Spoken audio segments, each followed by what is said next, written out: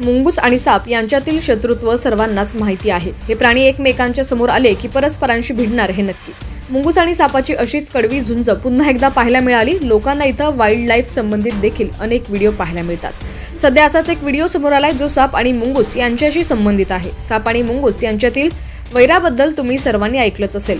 हे दोघंही कधीच एकत्र राहू शकत नाही। म्हणूनच बऱ्याचदा कोणा दोन व्यक्तींमध्ये सारखी भांडणं झाली तरी देखील लोक त्यांना साप आणि मुंगूस अशी उपमा देतात। हा व्हायरल होणारा व्हिडिओ देखील दोघांच्या भांडणाचा आहे। यामध्ये नेमकं कोण जिंकलं आणि कुणाचा पराभव झाला हे पाहूयात।